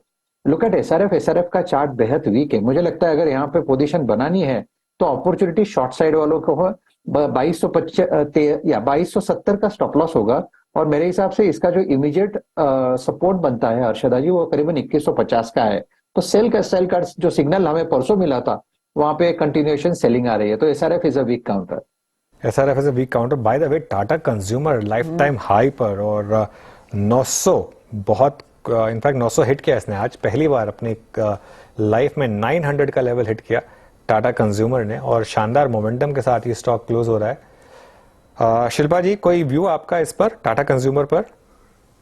जी डेफिनेटली टाटा कंज्यूमर पिछले वीक में भी एक बहुत अच्छा स्ट्रेंथ उसने दिखाया था, फिर ऑफ कोर्स कंसोलिडेट किया because of the market fall. अभी जो ये मूव है अबव 900, ये आपको टूवर्ड्स 945 960 के लेवल्स तक दिखाएगा। यहाँ पे एक स्ट्रेंथ है 880 के स्टॉप लॉस से आप यहाँ पे लॉन्ग बने रह सकते हैं। 945 960 इज जस्ट द टारगेट जो अभी इमीडिएट बेसिस में विजिबल है। इसके ऊपर भी एक्सटेंडेड टारगेट्स टूवर्ड 1020 भी अवेलेबल है, लेकिन ये पहले टारगेट्स के लिए आप वहां पे वेट कीजिए 880 के स्टॉप लॉस से, उसके बाद keep trailing. Okay, Tata consumer 940 तक जाने की तैयारी कर रहा है, ध्यान रखिएगा, लॉन्ग होल्ड करिए इसमें। अच्छा, एक बार कल की लिस्टिंग या फ्राइडे की लिस्टिंग देख लेते हैं एक बार। जैगल, मैं थोड़ा सरप्राइज था उस दिन के मूव से, क्योंकि जिस तरीके के सब्सक्रिप्शन थे, ये वाला मूव मैं फ्राइडे को एक्सपेक्ट कर रहा था, ये आज आ गया। फ्राइडे को स्टॉक फ्लैट बंद हुआ था, लेकिन आज इसमें वो मूव आ गया 8% वाला। जैगल प्रीपेड जो था 8.5% का, ये मतलब जिस हिसाब से सब्सक्रिप्शन हुए थे, मैं तो उस हिसाब से जा रहा था, जिस हिसाब से सब्सक्रिप्शन हुए थे ये एक्सपेक्टेड था पहले आने को, अब आया फाइनली मूव, लेकिन अच्छा मूव आया। लेकिन टाटा कंज्यूमर हर्षदा, बात करते करते और 2-3 रुपए की रैली आ गई यहाँ पर ये आज का आउट परफॉर्मर है। सभी जानकारों ने जहां पर जो तेजी का ट्रेड दिया है 940, शिल्पा जी कह रही है, मानस ने 950 की बात की थी, देवेंद्र चौकसी कह रहे थे कि यहाँ पर एक अच्छा मौका है खरीदारी करने का, और वो आज का आउट परफॉर्मर। अच्छा, मिड कैप आईटी में भी थोड़ी बहुत हरकत आई है अनुज, मैं परसिस्टेंट देख रही थी, स्पेशली ओपन इंटरेस्ट के लिहाज से करीब 13-14% का ओआई जुड़ा है, 1.1% की तेजी वहां पर। एल&टी टेक सर्विसेज में थोड़ा सा एक्शन 1.5% तक का आता हुआ, तो थोड़ी बहुत हरकत तब लोग पकड़ने लगे हैं इस स्पेस में। क्या मानस कोई ट्रेड बन रहा है इधर, स्पेशली परसिस्टेंट या एल&टी टेक में? देखिए, परसिस्टेंट में तो डेफिनेटली बन रहा है, क्योंकि ये 20 डे मूविंग एवरेज के ऊपर ट्रेड कर रहा है, एक ब्लैक पैटर्न बन रहा है, और ये 6000 के ऊपर निकलेगा तो कम से कम 400 से 500 रुपए की तेजी देखने को मिलेगी। आई थिंक यहाँ पर एक पोजिशनल ट्रेड लिया जा सकता है। स्टॉप लॉसेस 5800 के नीचे रहेंगे और टारगेट 6200 के आसपास के रहेंगे। एलटीटीएस की जहां तक बात है, देखिए यहाँ पर भी हाई टॉप हायर बॉटम बन रहा है, 20 डे मूविंग एवरेज पे सपोर्ट ले रहा है और पैटर्न पॉजिटिव है। यहाँ पर भी आप खरीदारी कर सकते हैं। 4650 के नीचे स्टॉप लॉस लगाइए, इस उम्मीद में कि 4800 के लेवल्स को ब्रीच करके 4900 की तरफ स्टॉक जाने की कोशिश करेगा। ओके, तो एक अपॉर्चुनिटी वहां पर है। डॉक्टर लाल और मेट्रोपोलिस, इनमें ट्रेड दरअसल कंटिन्यू कर रहा है पिछले हफ्ते से। डॉक्टर लाल खासतौर से 2384 का लेवल इधर आ चुका है। अब स्टॉक देखिए करीब 2% ऊपर। मेट्रोपोलिस में भी थोड़ा सा एक्शन 1% तक का बढ़ा है। लेकिन पालवे जी, ये कुछ क्या समझ रहे हैं आप इन मूव्स में, क्योंकि पिछले हफ्ते एक्शन जोर का था इन काउंटर्स में। तो देखिए, एक रिकवरी का ट्रेंड है यहाँ पे बनते हुए दिख रहा है। स्टॉक में देखें तो एक बड़े अंडर परफॉर्मेंस के बाद अब स्टॉक स्लो स्टडी एक रिकवरी मोड में यहाँ पे बनते हुए दिख रहा है। वीकली सेटअप पे भी देखें तो स्टॉक में ऑलरेडी एक ब्रेकआउट यहाँ पे बनते हुए दिखा था और वो ब्रेकआउट को होल्ड आउट करते हुए दिख रहा है।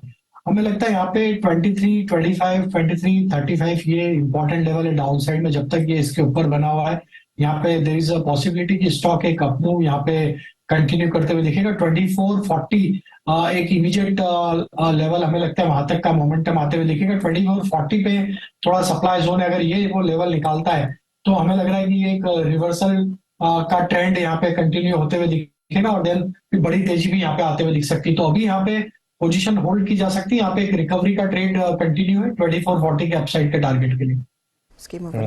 ओके, मार्केट जाते जाते एक और स्विंग दे रहा है, थोड़ा सा डाउन साइड पर इस बार निफ्टी में 19667 पर, हालांकि कोई बहुत ज़्यादा नहीं, लेकिन कुछ स्टॉक्स जहां पर थोड़ी सी प्रॉफिट टेकिंग आ रही है टुवर्ड्स द एंड। अच्छा एक बात वापस HDFC बैंक लेकर आइए। HDFC बैंक में यही दिक्कत होने वाली है कि रैली सस्टेन करना टफ होगा। ये देखिए हजदा वो रैली जो बन रही थी वो फिर से फेल हुई और अब ऑलमोस्ट वापस हम डे लो पर जाकर बंद होने की तैयारी कर रहे हैं। टाइटन भी एक बार लेकर आइए। टाइटन हालांकि ग्रीन में बंद हो रहा है, लेकिन इंट्राडे हाई से टाइटन में अच्छी स्लिप आई लास्ट के कुछ मिनटों में, टाइटन फिसला। और उसके अलावा बजाज फिनसर्व भी हाईएस्ट लेवल से थोड़ा स्लिप करता हुआ। तो 3-4 स्टॉक्स हैं जहां पर थोड़ा सेलिंग प्रेशर आया जरूर, लेकिन उसके सामने टाटा कंज्यूमर अब 905। जब हमने पिक किया था शिल्पा जी के साथ वो ट्रेड तब 899 पर थे हम, अब 904, तो 5 रुपए के मूव आपको अभी के अभी मिले। उसके अलावा नेस्ले इंडिया में भी अच्छे मोमेंटम, और ग्रासिम में भी ठीक ठाक मोमेंटम है। लेकिन ओवरऑल जो मामला है वो मिड कैप की तरफ ज्यादा झुकाव था आज, हालांकि एडवांस डिक्लाइन अभी भी डिक्लाइंस के फेवर में, ये इंटरेस्टिंग है। हाँ। थोड़ी सी मुनाफा वसूली वहां पर कुछ काउंटर्स में हुई है। अच्छा अनुज, स्ट्राइड्स फार्मा, हम सुबह में आपको मैं बता भी रही थी मैं स्टॉक्स न्यूज में कि आज जो स्कीम ऑफ अरेंजमेंट पर फाइनल वोट आना था, अब कंपनी ने अप्रूव कर दिया है। बेसिकली क्या कर रही है कंपनी, जो अपना कॉन्ट्रैक्ट डेवलपमेंट और मैन्युफैक्चरिंग वाला बिजनेस है स्टेरी साइंस का, वो स्टेलिस में शिफ्ट करेंगी। सॉफ्ट जेलेटिन बिजनेस को भी स्टेलिस में शिफ्ट किया जाएगा। और ये फिलहाल एक अपडेट आता हुआ, स्टॉक 32 रुपए की बढ़त दिखा रहा है, 6-6.5% तक के गेन्स यहाँ पर देखने को मिले हैं। इनफैक्ट इसके मायने क्या होंगे, इनकी जो एग्जिस्टिंग फिर कंपनी है उसमें क्या रह जाएगा वो समझना ज्यादा जरूरी होगा। और वो कॉल करीब 5 बजे है आज शाम में, लेकिन ये फिलहाल आ चुका है अपडेट। स्ट्रैटेजिकली मानस कोई राय स्टार में, स्ट्राइड्स फार्मा में 530 के आसपास? देखिए पैटर्न तो बहुत पॉजिटिव है और लगातार अगर आप देखें तो 420 रुपए से stock higher top higher bottom बना रहा है। प्राइस ब्रेकआउट हमने ऑलरेडी देख लिया है, 500 रुपए का एक रेजिस्टेंस था, स्टॉक ने उसको ऑलरेडी ब्रीच कर दिया है। आई थिंक अभी भी करंट लेवल से भी आप खरीदारी कर सकते हैं। एक पोजिशनल ट्रेड लेना चाहिए जहां आपके स्टॉप लॉसेस 499 के नीचे रहेंगे, लेकिन इस ब्रेकआउट के टारगेट 600 से लेकर 620 की रेंज में आते हैं, तो करंट लेवल से भी करीब 70-80 रुपए का आपको स्टार में देखने को मिल सकता है। बिल्कुल, इसमें इतनी बार स्कीम ऑफ अरेंजमेंट हुई है वैसे इस कंपनी में कि मेरे ख्याल से 3-4 बार तो हो चुकी है। खैर एनीवे, वो जो मिड कैप सेलेक्ट 9100 की कॉल 5 रुपीज से 96 तक गई, 88 पर क्लोज हो रही है। मतलब आज तो खैर पूरा गेम ही मिड कैप सेलेक्ट कर रहा है। आज उस एक्सपायरी का पूरा जैसे कहते हैं शानदार मोमेंटम वहां पर रहे। कुछ और स्टॉक्स देख लेते हैं जो इस समय बैन अपडेट ले लेते हैं एक बार। चलिए काम करते हैं, बैन अपडेट ले लेते हैं, और काफी स्टॉक्स बैन में वापस जाने की तैयारी कर रहे हैं। बलरामपुर चीनी आया बैन से बाहर एक दिन के लिए, सिर्फ वापस बैन में जाने की तैयारी, 112% पोजीशन। इंडस टावर बैन में जा रहा है 111%। जी भी एक दिन में ही बैन में वापस। पीएनबी भी बैन से बाहर आया था, वापस एक दिन में बैन में एंट्री 102%। NMDC 102%, RBL bank 101%। और बाहर आने वाला कोई मामला लग नहीं रहा है बैन से, तो सारे के सारे फ्रेश बैन में एंट्री वाले मामले ही लग रहे हैं यहाँ पर आज तक। कुछ समझ में आ रहा है अनुज, ये इंडस टावर में हो क्या रहा है, क्योंकि इतनी तेजी स्टॉक में बनती दिखाई दी है। पिछले हफ्ते हम वोडाफोन को भी देख रहे थे भागता हुआ, लेकिन Indus tower is in its different league. Harshada, जो बेट ली जा रही है इंडस टावर पर इस समय, वो ली जा रही है वोडाफोन आइडिया के सर्वाइवल पर। और वोडाफोन आइडिया से डायरेक्ट प्ले है इंडस टावर का, क्योंकि सबसे बड़ा कस्टमर इंडस टावर का वोडाफोन आइडिया है। और अभी वोडाफोन आइडिया ने अपने ड्यूज रीपे करने शुरू किए थे, तो इसके लिए लग रहा है कि शायद ये एक इंटरेस्टिंग प्ले हो सकता है। दूसरा जो मुझे सुनने में आया था हर्षदा, इंडस टावर अब भारती की कंपनी है, लेकिन भारती अभी उसके कैश को पूरी तरह से यूज नहीं कर पाता है, क्योंकि 51% नहीं है उनके पास, 47% भारती के पास है। तो आगे जाते हुए ये सुनने में आ रहा है कि भारती बाकी का स्टेक भी एक्वायर करेगी, ताकि वो जो कैश है उसको वो यूज कर सके। ये सब मार्केट बज है, प्लस ये स्टॉक चीप है। अभी जो रिसेंटली डील हुई थी, एक जो टावर डील हुई थी, उसके हिसाब से अगर आप देखें इंडस टावर सस्ता है। इंडस टावर वो पर टावर वैल्यूएशन ऑलमोस्ट आधे पर है जो ग्लोबल पीयर है उसके हिसाब से। ये 3-4 कारण है कि इस तरीके की बाइंग आपको इंडस टावर में देखने को मिले, लेकिन हर कोई बुलिश है स्ट्रीट पर इंडस टावर। इस चीज का ध्यान रखिएगा। थोड़ा सा सावधान रहने की जरूरत है, लेकिन हाँ वाकई में काफी तगड़े वॉल्यूम्स के साथ यहाँ पर ट्रेड बनता दिखाई दिया है। चलिए आज की क्लोजिंग आपकी स्क्रीन पर लेकर आएंगे। फ्लैट क्लोज निफ्टी के लिए, निफ्टी बैंक में रिकवरी देखने को मिली है और पूरा दिन निफ्टी मिड कैप इंडेक्स के ही नाम था। तो आज का क्लोज निफ्टी में आप देखिएगा 19672 के आसपास 19601 का लो हमने छुआ था, ऊपर में ऑफकोर्स 19700 तक गए, लेकिन वहां से चूक कर एकदम सपाट क्लोज देखने को मिला है। निफ्टी बैंक्स की चाल काफी बेहतर होती हुई दिखाई दी, डे लो से यहां पर इसने अपने आप को काफी संभाला है। अब 44750 के आसपास 150 अंकों का इजाफा इधर। निफ्टी आईटी ने ज्यादा कुछ किया नहीं, लेकिन मिड कैप्स का दिन था, करीब 221 अंकों का इजाफा, शायद वो एक्सपायरी रिलेटेड भी मूव्स देखने को मिले हैं। कुछ खास स्टॉक्स जिनमें सबसे ज्यादा एक्शन बनता दिखाई दिया है आज। पहले तो आप डेल्टा कॉर्प स्क्रीन पर रखिएगा, क्योंकि यह आज का सबसे बड़ा एक्सीडेंट था। नियरली 16,500 तक का जो जीएसटी यहां पर नोटिस आया है, उसी के चक्कर में स्टॉक 17.5% टूटता हुआ आज 144 के लेवल्स पर आ चुका है। दूसरी तरफ जो एक बड़ा मूव था वो था बजाज फाइनेंस। बजाज फाइनेंस के केस में ऑफ कोर्स हम सब जानते हैं कि अक्टूबर 5 यानी कि अगले हफ्ते कंपनी की बोर्ड बैठक होने वाली है। फंड रेज को लेकर 4% के गेंस और बजाज फाइनेंस के साथ फिनसर्व के शेयर में भी अच्छी खासी खरीदारी देखने को मिली है। साथ ही साथ एमसीएक्स भी आज का एक आउट परफॉर्मर बनता दिखाई दिया है। अच्छे वॉल्यूम्स के साथ यहां पर दरअसल तेजी देखने को मिली और मार्केट इस बात पर बेट कर रहा है कि जल्दी अपने नए प्लेटफॉर्म पर शिफ्ट करेंगे। हालांकि एक आउट परफॉर्मर रहा है, 1900 के आसपास यहां पर क्लोज बनता दिखाई दिया। कुछ और ट्रेड्स में अगर आप देखें क्या चला और क्या नहीं, तो बैंकिंग काउंटर्स आपकी स्क्रीन पर रखते हैं। निफ्टी बैंक की जो रिकवरी आई थी उसमें आईसीआईसीआई बैंक का हाथ था, उसमें एचडीएफसी बैंक का थोड़ा सा हाथ था, लेकिन आईसीआईसीआई बैंक तभी भी पॉजिटिव टेरिटरी में, एचडीएफसी बैंक ऊपरी लेवल से हल्का होकर हल्के से नेगेटिव में जाकर टिका है। इंडसइंड बैंक में कोशिश हो रही थी तेजी की, एक्सिस पॉजिटिव टेरिटरी में आता हुआ, लेकिन रह गया आधे % नीचे। इंडस और कोटक था जो स्ट्रॉन्ग था, स्टेडी था और वहां पर एक पॉजिटिव क्लोज देखने को मिला है। तो बहुत ही मिक्स्ड बैग आपको निजी बैंकों की तरफ से आता दिखाई दिया है। आपके लिए अब हीट मैप लेकर आते हैं। क्लोजिंग पर ध्यान दीजिएगा, यहाँ पर गिरने वाले शेयरों की संख्या ज्यादा है आज के दिन। मंदी की तरफ Hindalco, SBI, hero MotoCorp, Infosys जैसे स्टॉक्स, एमएनएम जैसे stocks, IndusInd bank, Reliance industries जैसे स्टॉक्स रहे हैं। ये मंदी की तरफ है। आप तेजी में देखिएगा बजाज फाइनेंस और Tata consumer top traded counters, फिर अपोलो हॉस्पिटल जिसमें अच्छी खासी तेजी बनती दिखाई दी है। ग्रासिम में खरीदारी का कॉल आया। आज कोटक भागा है, कोल इंडिया में तेजी, एशियन पेंट में तेजी।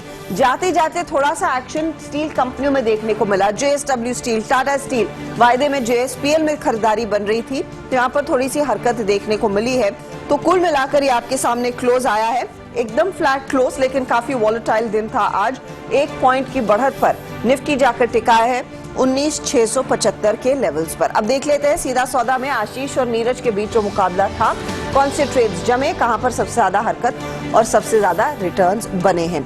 आशीष के केस में स्ट्राइड्स फार्मा तेजी का कॉल 10% ऊपर, दीप इंडस्ट्रीज ओएनजीसी से ऑर्डर मिला 5% भागा। बजाज फाइनेंस हम आपको बता ही रहे थे, फंड रेज की डेवलपमेंट पर 4% के गेंस। चोला फाइनेंस आज मंदी की तरफ था, करीब 2% नीचे। डेल्टा कॉर्प 17% का नुकसान इधर नीरज के लिए। अपोलो माइक्रो सिस्टम्स में 7% का इजाफा, कर्नाटक बैंक में 4% के गेंस, ब्लू स्टार में भी करीब 1.5% तक की बढ़त देखने को मिली है। तो ये आज के आउट परफॉर्मर्स सीधा सौदा की तरफ से। बिल्कुल, चलिए खैर आज काफी वॉलेटाइल सेशन, लेकिन आज का की टेक अवे यही कि मिड कैप इंडेक्स में शानदार रिकवरी। निफ्टी और बैंक निफ्टी ने अपने सपोर्ट 1 को डिफेंड किया। कल वापस जुड़ेंगे आपके साथ और फिर जानेंगे कि ये लेवल्स कल भी डिफेंड हो रहे हैं या नहीं। और मुझे और रशिता को दीजिए इजाजत, कल मिलेंगे आपसे वापस। शुक्रिया।